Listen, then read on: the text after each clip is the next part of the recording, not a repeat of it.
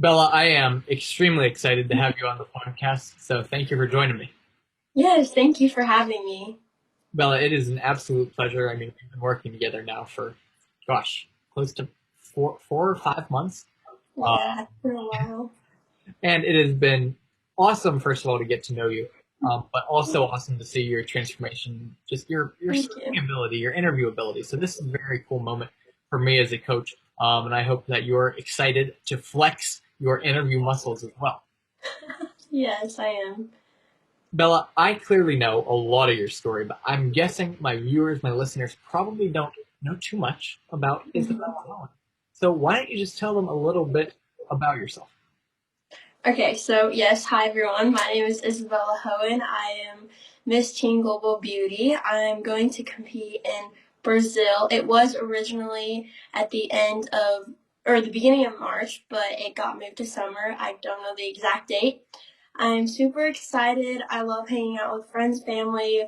Horses are so amazing to me. I will go ride my horse every day whenever I can, and that's a little bit about me. So.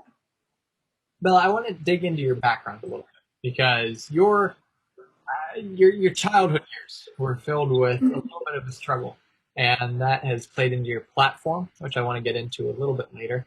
But I want to know more about what it was that, hey, built you into the character that you are today. Mm-hmm. Yes. So for all of you that don't know, I had absent seizures. They're not the seizures that you're probably most familiar with, where you go on the floor, you kind of just wiggle around. They were more the kind where you just stare off into space. It's kind of like if you're daydreaming and you're just not there. I couldn't hear sometimes. Sometimes I couldn't even see. It would like I wasn't blind, but it was blurry. So that was really, really hard for me.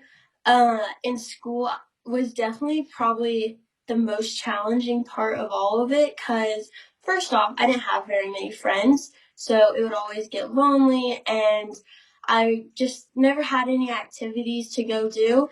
The teachers, to be honest, they weren't the nicest to me. They would just assume I was being a bad kid, kind of just not listening when I was having one. And so, honestly, the seizures got me into a lot of trouble. I was getting called to the principal's office. I was getting in lots of trouble that I should have not had. And my parents, they were kind of iffy about it. They were like, this isn't her normally. This isn't how she acts. And so they took me to the doctors and I had a couple of checkups. They found something going wrong in my brain. It was like the back part. Um, and they found out I had absent seizures. This was probably around age, I want to say 4 or 5, but the doctors said that they could have started around age 2. We just didn't notice. Yeah, so pretty young.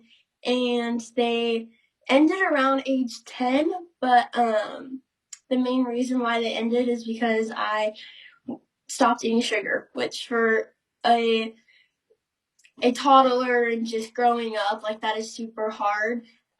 So yeah, I had to stop eating sugar for about 5 years. Even after 10 to like 13, I couldn't eat sugar, but now I can. So. Bella, when I first talked to you, and I think I first had a phone call with you and your mom, Mm-hmm. and I learned about this, and you called these absent seizures an invisible disability. And, that was actually a new term for me. And that may just be because I'm dumb or uncultured. But I also have a feeling that some people may not really know what this concept of an invisible disability is. Could you Mm-hmm. elaborate a little bit more on that? Yeah, so an invisible disability is something you can't see. So it can even be like ADHD or absent seizures.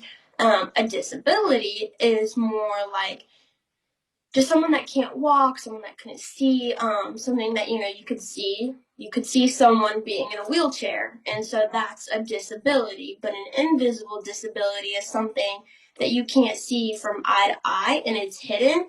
And so when people are just kind of like, "What's wrong with you? Like what? Like your leg isn't broken, so why are you acting like that?" Like they don't know the actual details and what's going on, and so for me personally, I think that's harder because they don't know what's going on in your life. Bella, how has this all inspired you to develop a pageant platform? Yeah, so to be honest, I didn't know about invisible disabilities at first. I was with Make a Wish. They were great, don't get me wrong. The reason why I transferred was because I felt more connected with invisible disabilities and I could do more work. And this definitely being on a pageant level too, just not just with the invisible disabilities, but also taking it to pageants, that has helped me a lot too, because I get to do these talks. Also, just I get to tell the judges about it. I get to post on social media. So I personally think that it just adds a little bit extra of what I get to do. Awesome. Bella, you're in Miss, I'm going to get this wrong, Miss Teen Global Beauty. Is that correct? Yes, that's right. Yes. And this is not your first rodeo. Is that also Mm-hmm. correct? All right. Tell us a Yes. little bit about the pageants that you've competed in. Yeah, so I've done pageants. Oh gosh, it's gone by so fast, but since 10. I wasn't all big into pageants then. It kind of started maybe around age 15, 16 even. So 10 to 13, 14, 15. I was kind of just doing the more smaller ones like Eco Earth, captivating. Oh gosh, there was a lot of little ones, or just even like little ones that were like Miss Merry Christmas in like Kansas City. But the bigger ones, I would say, yeah, definitely started around age 15, 16. My first one was Miss Teen International. Actually Miss High School America. Sorry, I loved that pageant so much. My favorite thing about it was actually all the activities we got to do. It was really fun. We went crystal looking, or like rock crystal looking. It was really cool, and I still have a crystal from it, and I want to make that into like a ring or something. And so I thought that would be really cool. That was definitely one of my favorites, I'll be honest. The second one was Miss Teen International. And oh my gosh, the girls that I met there were just so amazing because they weren't just from the US. There was like Africa and all these other cultures. So it was really cool to see where they were from, what their experiences were, and just learn more about each other. And I still talk to those girls all the time.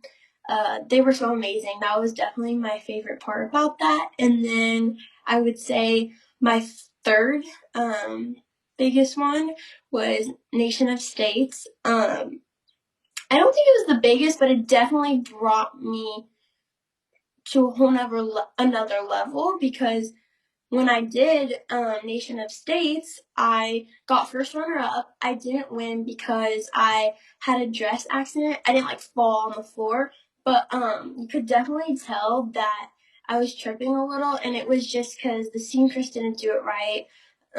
No hate to her, but I'm just maybe never gonna go back there. Um, and so that was actually the reason why I didn't win. There was 1 point between me and the other girl, so it was really, really close. So yeah, but so since I didn't win that, I wasn't able to go to Singapore at first. But so I wasn't able to go to Singapore since I didn't win that, and so these other people reached out to me and were like, "Hey, like, do you want to go to Brazil?" And I was like, "Yeah, that's so cool." So I'm going to Brazil. And then apparently a space opened up in Nation of States. So now I get to go to Singapore too. So those are my two big ones I am so excited for. Brazil and Singapore. Yes. Which of those are you most excited for? This is a two-parter. Which of those are you most excited for, and have you ever been to either of those places? I have not been to either of them. Um, Gosh, I feel like they could be so different. I mean, I don't know. I've looked up photos, of course. I don't know. They both just sound so fun. Maybe Brazil for the food and Singapore for just like how it looks. I don't really know, to be honest. I don't know much about them, so I would have to do more research on that, but they both definitely seem really cool. Fair enough, Bella. The story about the seamstress made me a little bit nervous because now I'm thinking, oh my gosh, the interview coach. So if the interview, if you're off by 1 point in the interview, that might mean never going back to him again. Oh, No, that wasn't the reason why. No. Bella, I want to get into interview skills because you've improved a Mhm. lot. I think your comfort level has improved. Now, friends, she was actually nervous for this interview. I can't believe it. Just Yes. listening to how wonderful she was actually nervous. But Mhm. what's something that we've worked on together that you feel like, hey, you've really grown in this area? I would definitely say filler words. I know I've probably had some filler words in this talk because I'm nervous trying to get myself out. But filler words definitely because I remember in the beginning I would always say like maybe or just having those little things which is so hard to get rid of because when you're in a normal conversation with your friends and family, you're not thinking about did I say like? Did I say because it's just a normal conversation, so you're not thinking about it. But an interview, you definitely have to think about those little tiny things and kind of pick at them. So I would definitely say that's one. Yes. Bella, I'm so glad that you mentioned that, and I am so glad at the progress that you've made in that area. I'm going to let you off the hook a little bit here. I didn't interrupt you, but I think that perhaps some listeners will be wondering, well, how in the world do you work out some filler words like this? So if you have tips, I'd be interested to hear, but I'm going to give a few of my tips here for a second. So friends, if you find yourself using like a lot so often, that is simply because your mouth and your mind are not matching up. You're not giving yourself enough time, perhaps. See, the thing with Bella is we would get going and we'd have a 4 minute interview where she'd have, minute long answers or something like that. And they were all one sentence long. As if she was telling a story about going to Brazil or something. I'm really excited to go to Brazil and see all these things and meet all these people and meet all these things and different all these and this was like, whoa. Like of course you have to pause every so often and say, because you are spending so much energy having this huge, huge, massive sentence. Your mind never has an opportunity to break. Your mouth never Yeah. has an opportunity to break. So one thing Bella and I worked on is simply give yourself permission to pause at the end of a sentence. We would even do a Mm-hmm. thing, Bella, where I would have you say a sentence.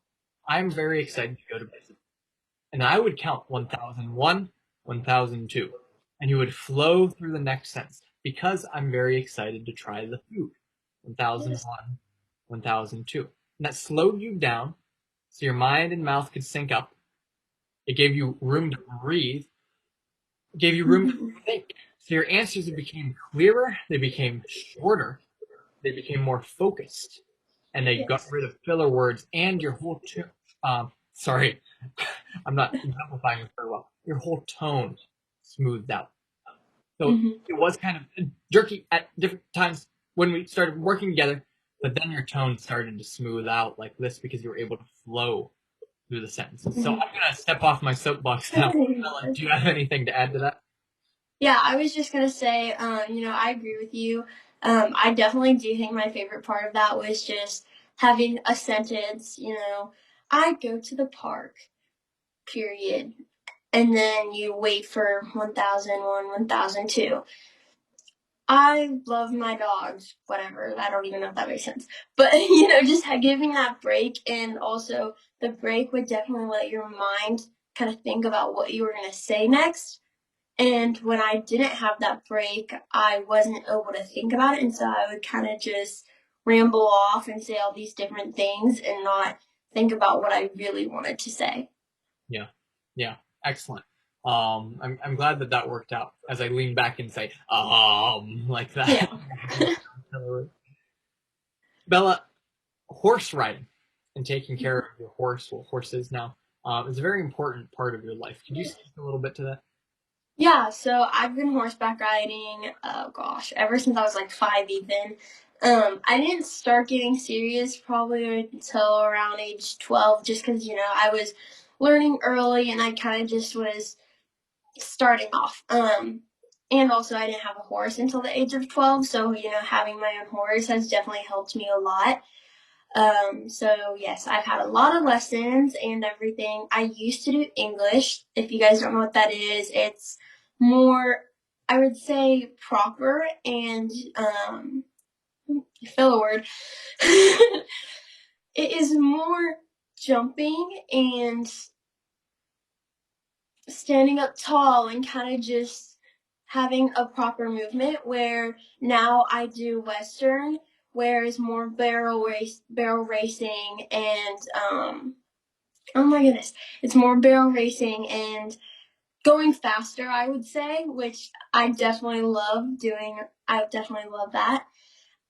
My horse right now is Midas, and I also have another horse named Chopper. They are so amazing. I love them both so much. I work on different stuff with them all the time. Midas would definitely be my more barrel racing, and then Chopper would be more my uh, how do you say it? It's more head lead, which is so when you're roping cows and stuff like that. So he takes the head part, and then another horse would take the feet of the cow. I don't know if that makes any sense. Trying to explain my best. So those are two of my horses. That's what I work on with both of them. I love them. I love them so much, and I hope to be able to compete in more races or events. I've done a little bit because of COVID. I just haven't been able to do as much. I've been taking breaks and kind of just focusing more on them, and also just having fun and going out with my friends too, because I've kind of just needed that little break for myself. Awesome. Bella, we're coming up toward the end of this, but I just wanted to give you the opportunity. If anyone's out there listening, they think, oh, hey, I think I might have an invisible disability, or I might know Mm-hmm. someone, or I want to get more involved, or just be able to help raise awareness, what could people at home be doing? Yeah, so if you think that you have an invisible disability, um, I mean, honestly, don't be scared to post about it. That's something that was really hard for me, and to just kind of come out and be like, hey, everyone, like, this is what's going on in my personal life. Please just take things slow with me. So I would definitely say posting about it. If you're not comfortable there, if you're not on that level yet, just take your time.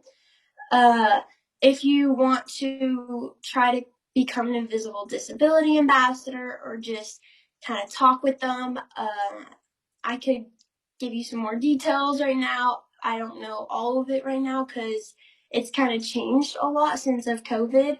Uh, I know you could go to their Invisible Disabilities Instagram or Facebook page, and you could DM them. That's something that I did. And that I think that would be a great start. And also, I think social media is such a strong way, just posting, or you don't even have to post about your invisible disability. You could also just post like quotes and just inspirational things. And Bella, would they be able to reach out to you if they had questions? Oh yes, of course, yes. So my Instagram is Bella Rose Hoehn. You can DM me, whatever. And then I also have a Facebook too. It is Nation of States, and so you could go check that out.